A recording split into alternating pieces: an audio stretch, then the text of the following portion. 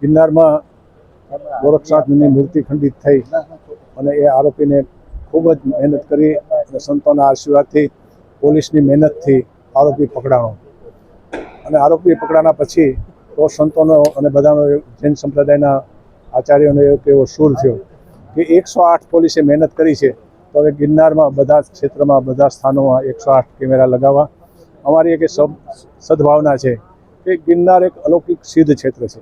તો આ સિદ્ધ ક્ષેત્રમાં સંતોના અને સૌ સજ્જનોના સહભાગીથી ગિરનારની સુરક્ષા દિન પ્રતિદિન વધે અને વધુને વધુ લોકો અહીંયા જે યાત્રા કરવા આવે છે તો એને સંતોષકારક આપણે બેનિફિટ આપી શકીએ એવી સદભાવના સાથે ગિરનાર સ્વચ્છ રહે, ગિરનારની વ્યવસ્થા જળવાઈ રહે, ગિરનારના સાધુ સંતોનો કાયમને માટે એક પ્રયાસ છે કે ગિરનાર એક અદ્ભુત અને અલૌકિક ક્ષેત્ર છે. તો લોકો અહીંયા આવી અને કંઈક એવો સંદેશો લઈને જાય કે જેનાથી સમાજની જીવન વ્યવસ્થા ઉચ્ચ ગતિમાં પહોંચી શકે. ખાસ કરીને બાપુ સીસીટીવી લગાડવાની વાત થઈ છે, શું થાય? સીસીટીવી કેમેરા લગાવવાની વાત થઈ છે, હકીકત છે એને લગાડવાના છે. સૌ સંતો એમાં સહભાગી થયા છે અને જૈન સંતો પણ એમાં સહભાગી થયા છે અને હકીકતમાં સીસીટીવી કેમેરા લગાડવાના થાય છે. આપ સૌ જાણો છો, થોડા દિવસ પહેલા ગિરનાર ઉપર ખૂબ ગંભીર બનાવ બની ગયેલો. ગોરક્ષનાથ મહારાજની મૂર્તિની તોડફોડ થયેલી. આ બનાવ ખૂબ ગંભીર હતો અને એનાથી ખાલી ગુજરાત નહીં પણ સમગ્ર ભારતની જે શાંતિ છે એની અસર થવાની પૂરી સંભાવના હતી. સરકારશ્રી દ્વારા પણ આને ગંભીરતાથી લેવામાં આવેલું. કલેક્ટરશ્રી અને એસપીશ્રીને સૂચનાઓ આપવામાં આવેલી કે આ બનાવ તાત્કાલિક આને શોધવામાં આવે. જૂનાગઢ જિલ્લાની પોલીસની જુદી જુદી ટીમો, ક્રાઇમ બ્રાન્ચ, એસઓજી, એબીસી અને ભવનાથ પોલીસ છેલ્લા અઠવાડિયાથી ખૂબ મહેનત કરી અને આ બનાવને શોધી કાઢેલો છે. આ બનાવ જે બનેલો હતો ખૂબ ગંભીર હતો. એટલે ગિરનાર ક્ષેત્રના સાધુ સંતો, જૈન સમાજના હોય કે હિન્દુ સમાજના, એમની ઈચ્છા હતી કે તમામ પોલીસ અધિકારી કર્મચારીઓનું સન્માન કરવામાં આવે. એટલે આ કાર્યક્રમ ગોઠવવામાં આવેલો. આ કાર્યક્રમમાં માનનીય શેરનાથ બાપુ, માનનીય નમોમુનિ સ્વામી અને તમામ અગ્રગણ્ય સંતોએ સમગ્ર પોલીસ ટીમની શુભેચ્છા એમને સન્માન કર્યું અને એમને આશીર્વાદ આપ્યા. એમના માટે હું એમનો ખૂબ ખૂબ આભાર માનું છું. સાથે સાથે તમામ આશ્રમો અને સાધુ સંતો દ્વારા ગિરનારની વધુ સુરક્ષા માટે સીસીટીવી નેટવર્ક સ્થાપિત કરવા માટે અનુદાન પણ આપ્યું છે.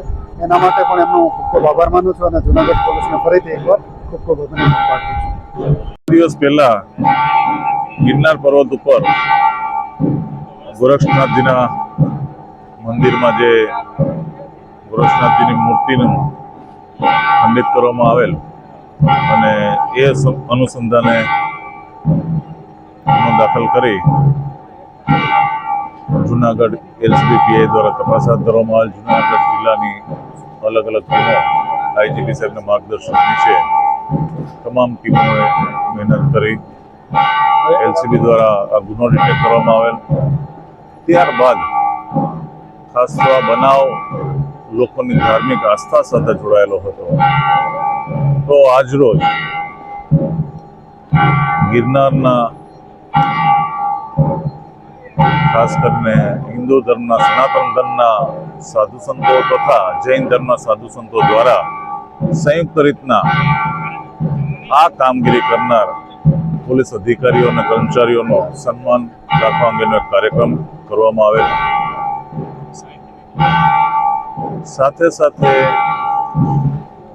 બંને ધર્મના સાધુ સંતો દ્વારા ગિરનારની પર્વતની સુરક્ષાને વધુ કઈ રીતના સુદૃઢ બનાવી શકાય એ હેતુથી સીસીટીવી લગાવવા માટે એક પ્રસ્તાવ જે હતો એ પ્રસ્તાવ એમણે સ્વીકારી અને સનાતન ધર્મ અને જૈન ધર્મ દ્વારા સંયુક્ત રીતના ગિરનાર ઉપર સીસીટીવી લગાવવાનો જે પ્રોજેક્ટ છે એ એમના દ્વારા અનુદાન આપવાની જાહેરાત કરવામાં આવેલ છે અને આ કાર્યવાહી ટૂંક સમયમાં શરૂ થનાર છે.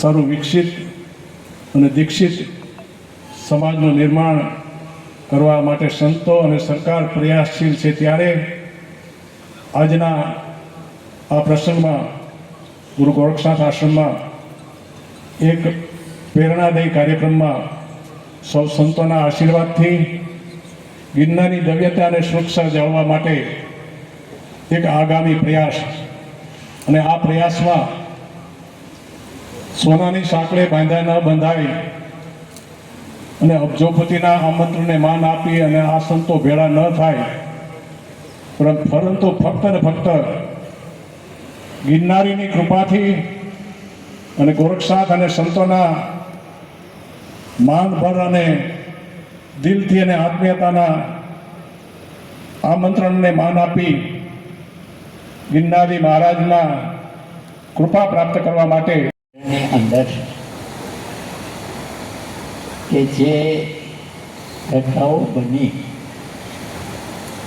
એ ઘટનાઓને કલેક્ટર સાહેબ, આઈજી સાહેબ, અન્ય મહાનુભાવો, પોલીસ વર્ગભાઈઓ, સુરક્ષિત દળો, સંતો, મહાનુભાવો, દેશ પર બિરાજતા એવા મહાન તેજસ્વી આધ્યાત્મિક દિવ્ય આત્માઓને મારા હજારો વાર વંદન છે કે જે